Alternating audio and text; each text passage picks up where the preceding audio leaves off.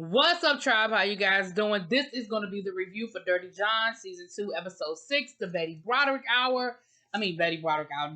story. I know I'm way behind, but let's go on and get caught up the best way we can. So, this episode, we start off almost where the first episode picked up with her husband getting the divorce, but them having to still move forward with the settlement.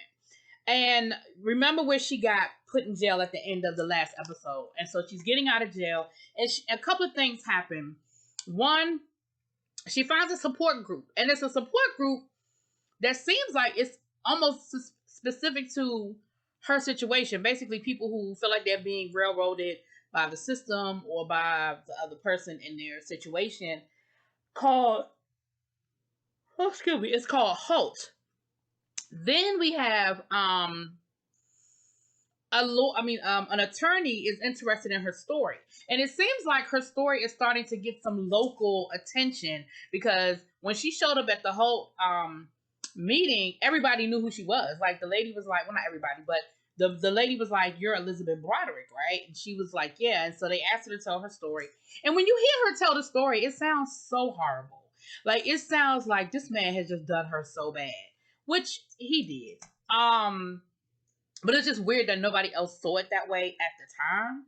But anyway, then you had the newspaper guy who wants to tell the story. He wants to write an article on it. So it lets you know that this story is starting to get some local attention. Now, who people feel sorry for, that's a different conversation. And we'll get to that, later on. So it's her daughter's graduation from high school.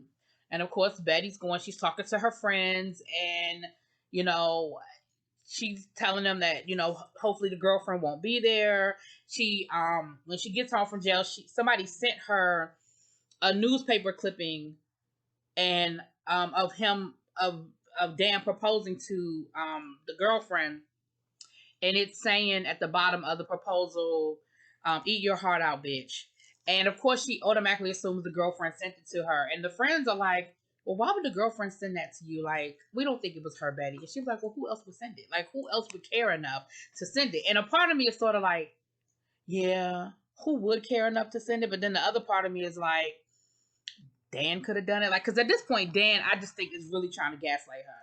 Like, he is really trying to make people, that he really is trying to make people think that this woman is crazy. So it could have been Dan at this point in time. I don't know who it is. But she actually starts to, the lady from the group, the support group, is actually trying to help her. She was like, listen, I know you don't have a lawyer, so what are you going to do? Now, I feel like either this woman at one point in time was a lawyer, or she's been dealing with so many of these cases, she kind of knows what people should or should not do. And the first thing they did was they went and got a copy of her case, because Betty was like, at this point, I'm just going to defend myself pro se. Like at this point, if I'm gonna get screwed, at least she said, I can get screwed for free. And don't need me paying a lawyer for me to just end up getting screwed at the end. But like I told y'all, she should have held on to that female lawyer, but that's another conversation for another day, child. So they end up going down to get a copy of her case, and miraculously, there's no record of her case at the courthouse. And what I mean by that is they have her case, but there's nothing in the file. So all of the paperwork, all of the financial documents, everything that her lawyers had been asking for that they never got, there's nothing there. And so that's, again, these are the things that, like, how ain't nothing in there? So she said, her friend told her friend was like, listen, you're going to have to, she said, I've never seen anything like this before where there's just nothing in the file. She said, but you're going to have to piece everything together. You're going to have to piece dates and times, and, you're going to have to piece all this stuff together to try to make a paper trail to try to create the financial situation. And so they get to court, and of course, Betty, she doesn't know what she's doing. She didn't go to school to be a lawyer. She has no idea what she's doing. And she wants to keep bringing up the affair. And the judge is like, listen, you can't argue any of the merits of the affair. Well, let me rewind. First, they know that the newspaper reporter is in the audience, and they want it to become a closed hearing. And Betty is like, well, if my husband has nothing to lose, why does he care if people are in here to hear what's going on? And she actually makes some good points, but the lawyer, but his lawyer makes the point about being worried about their kids and not wanting the kids to have to read about this in the paper or hear about being played out. And Betty was like, the kids have already been in the middle of this, like that's not that. And the judge was like, well, if you argue the point, then what it's going to do is make you look like you don't care about your children and that that you don't take the concerns of your children into consideration, and that may not bode well for you when it's time for me to make a decision about who the kids should live with. So he basically bullied her into closing the courtroom, and she was like, well, I mean, obviously I don't want that to be the case. Like, I don't want you to feel like that. And so the reporter had to leave and her friend had to leave, the friend that was helping her from the support group. They both had to leave. And so then they got into actual arguing the case. And again, she was trying to make it all about the affair. And the judge was like, listen, California is a no-fault state, meaning it doesn't matter whose fault the divorce is. We are only here to make a decision about the division of assets and about custody. Like, he could have had 20 affairs. It doesn't matter. And so she kept bringing it up, and finally he was like, listen, I've been really trying to be real patient with you because I know you don't know what you're doing, but you're going to have to stop. You're going to have to stop or I'm going to hold you in contempt. So then she actually starts making some valid points. She starts arguing about what it was that they did growing up. And I mean, not growing up, but early on in their marriage, how they were broke, how she supported the family, helped him get through law school, helped him get through medical school, even at the beginning of his career, once he got done with school, how they took out the loans based on her salary. She did a good job of that, but I don't think she hammered it home. Like, for example, she asked, were we on food stamps? And he was like, I mean, I think we got food stamps a couple of times. And she was like, a couple of times, huh? And then she went on to the next thing. But I feel like she should have been like, well, no, actually, we got food stamps between the months of this and this, between the years of this and that. And boom, here's the documentation. We weren't, when she asked him about, well, my salary supported us. And he was like, well, I mean, sometimes you worked here and there. Pay stubs. These are all listen, I filed taxes for this year, that year, and this is what I earned. And this is what the student loans were. And you were in school full time and didn't work at all. So your income, your contribution to the household was zero. My contribution to the household was X, Y, and Z. And I just feel like, oh, I'm sorry. Oh, and I just feel like those are the kinds of things that I feel like they could have she could have hammered on, but I don't know if it was just in experience or if she thought she had made enough of a point and she could move on to the next item. I don't know. But I think she made a little bit of headway, but I really do feel like the judge sort of already had his mind made up and he really wasn't going to do a whole lot. Then they were talking about, they were getting into, this whole, the law, which basically goes by the data separation. And they were getting into the property tax, which is based on the data separation and that and the other. And so she, again, was trying to get him to understand, get the judge to understand that he basically set her up. Like, he knew he wanted a divorce and he put certain things in order to create the best circumstance for himself. Then they brought up the situation with who appraised their law firm. And she was like, for example, his appraisal of his law practice was less than what he had paid in taxes. She was like, there's no way in hell he could owe more in taxes than what he says the law firm, the practice is even worth. Like, it was certain things that were just obvious that he was doing. But again, a lot of it came down to her. I think, one, it came down to her inexperience as a lawyer, but I also think that it came down to the fact that that judge wasn't about to, he wasn't going to help her out. I mean, at that point, she had the reputation that she had, been out there acting a fool. Like, it was all very well documented that she was acting a fool. Then we had, like I said, her daughter graduated from high school, and of course they were all at the graduation. And Betty wasn't feeling it. Betty was like, "Why did you let her come?" She was like, "What you mean let her come? Like Dad bought her. Well, you should have told her this was a family affair and that she wasn't welcome." And the daughter was like, "Yeah, picture that happening." Then um later on, Dan and the girlfriend were sort of like, well, Dan really was questioning the daughter about, well, what did Betty say? Because I guess the daughter was staying with Betty or had gone to stay with Betty. Oh, well, what did she say about our engagement? And the daughter was like, she didn't really say nothing about y'all engagement, but she does want her wedding china back. He was like, her wedding china? She hasn't asked about that before. You sure that she didn't ask about the engagement? You sure she didn't say anything about our engagement? And so again, I'm like, so basically you were doing stuff to troll this woman. You were really wanting a reaction out of her. It was in the paper. So that's why I said Dan was probably the one that sent it to her, because he was waiting for a reaction that she didn't give her, the daughter. And then she wanted the china, and Dan was like, "Are you sure that you haven't seen the china?" And the new wife or girlfriend was like, "No, I haven't seen the china." And he was like, "I mean, if we could just send it to her, that might go a long way into, basically getting her off our back for at least a little while." And my thing is this: at the end of the day, it was her fucking china.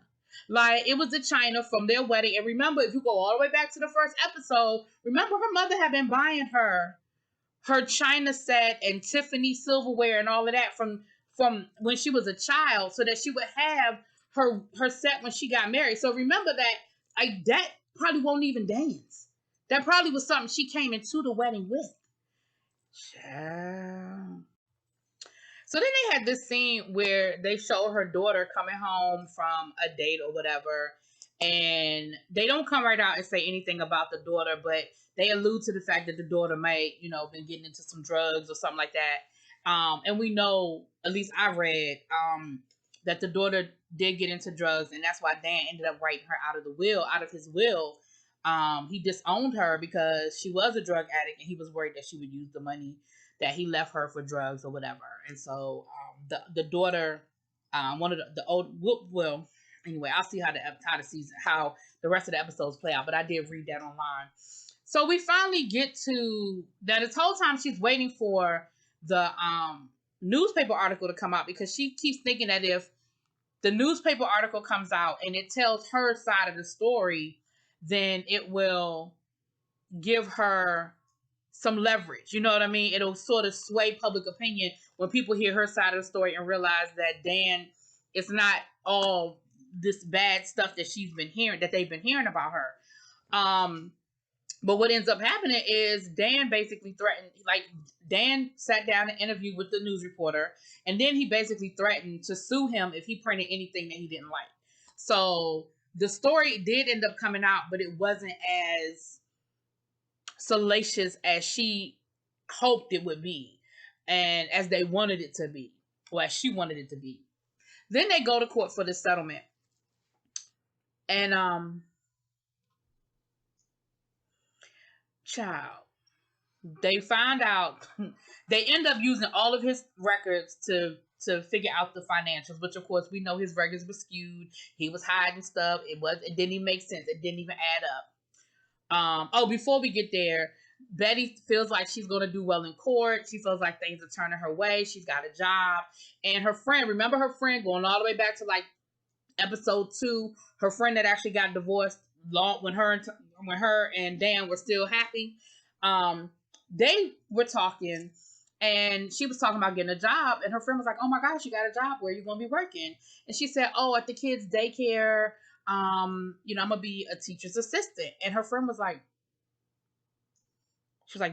"You sure you got the job?" And she was like, "Yeah, it's a done deal. Like, I have the job. Like, I'm going to start working on whatever date." And she was like, "Oh." She was like, "What?" She said, "Well, no, nothing. Maybe." She said, "I didn't believe it anyway."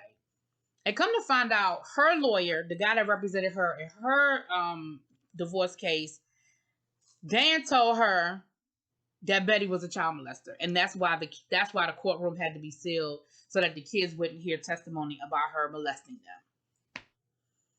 I said, "See, and that's why your ass is dead, Because once again, you ain't have to do all of that. You ain't have to do all of that, Dan. You had already screwed that woman. Like, you really wanted to just destroy her. And I really truly feel like he was trying to make her commit suicide. I really feel like he thought he could break her enough to make her kill herself. Joke's on you though, huh? She killed somebody, all right. Then they go for the settlement, and here's their final divorce decree. They find, when all the smoke clears and they add up all the financials and they put the whatever that law was into place about the property taxes and all of that. Child, why they say that she owed them $700,000?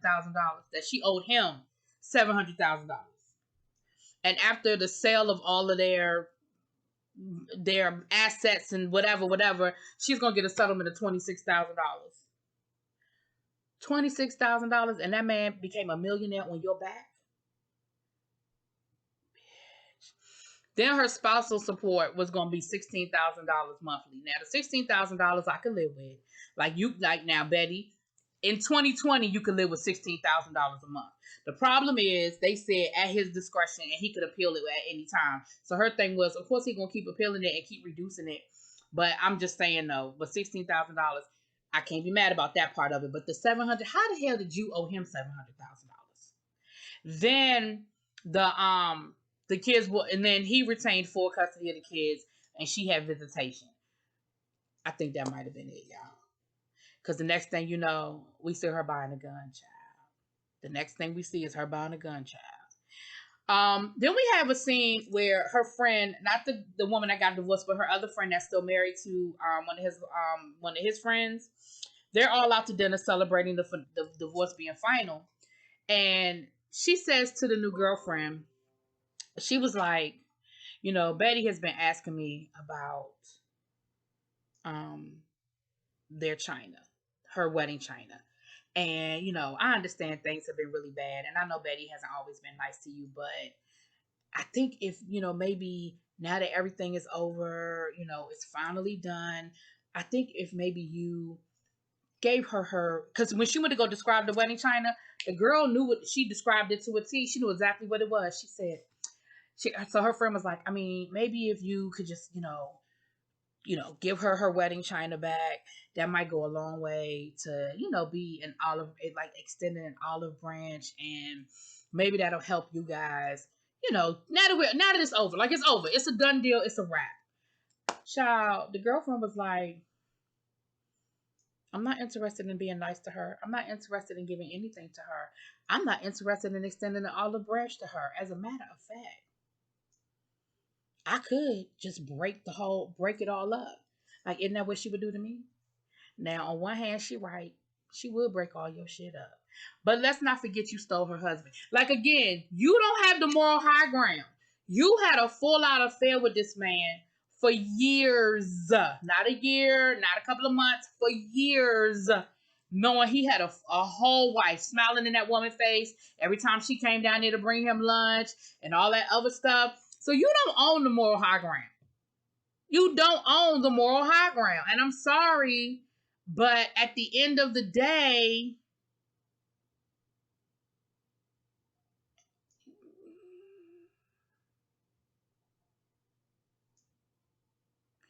I'm just saying. Anyway, that was the episode. Y'all let me know what y'all think. Drop it in those comments. Peace.